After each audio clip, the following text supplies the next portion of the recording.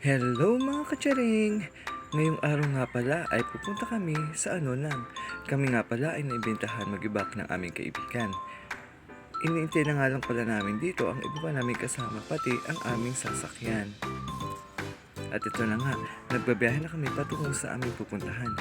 Nauna na nga pala ang iba naming kasama. May dinaanan pa at binili pa kasi kami. Hindi nga pala kinaya ng sinakyan naming top down ang taas sa ahonin, kaya bumaba at naglakad na lang kami pataas. At ito nga ang aking mga kaibigan, hindi halatang pagod. Isang ahonin na naman nga pala ang aming tatangkin, kaya mas namin bumaba. Ito naman, entertain sa kami.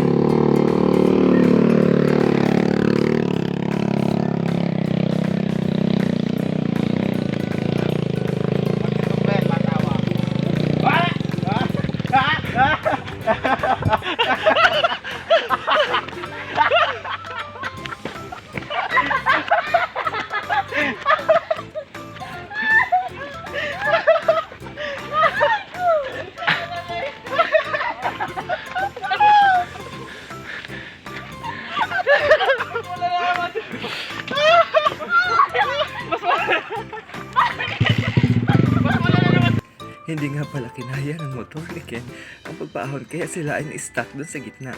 So at ito na nga, patuloy na lang aming paglalakbay at nandito na nga kami sa barangay Anonang. Malapit-lapit na nga pala kami sa aming pupuntahan at ito nga pala ang aking mga kasama, hindi halatang pagod.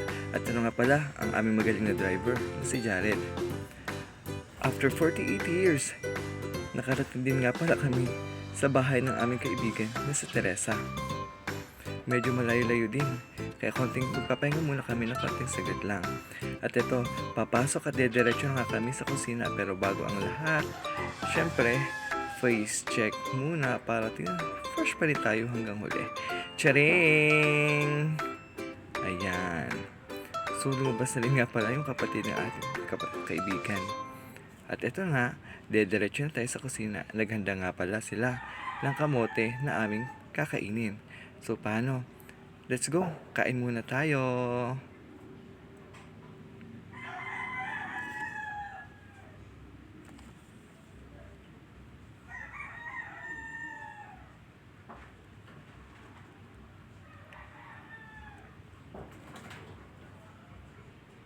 At eto, nagsimula na nga kami mag-ibak. Si Mark nga pala ang aming tagabayo ng saging. At si Jan at Javen naman, at saka si Mika ay tagabalat. At yung dalawang nasa dulo, ayun, si Ken at si Jared, ang driver namin. Malapit na nga matapos din ang aming binabayong saging. At ito na nga, nagpatuloy na ulit sa pagbabayo. Para matapos na at gutom na agad ang lahat. At syempre, after nyan, kainan na. At ito nga si Mark, banat na banat sa pagbayo. Charing! At ito nga ang finished product. Grabe, sobrang sarap. Magagawa din nga pala ng coffee jelly ang kapatid ni Teresa. Kaya hanggang dito na lang muna. Salamat!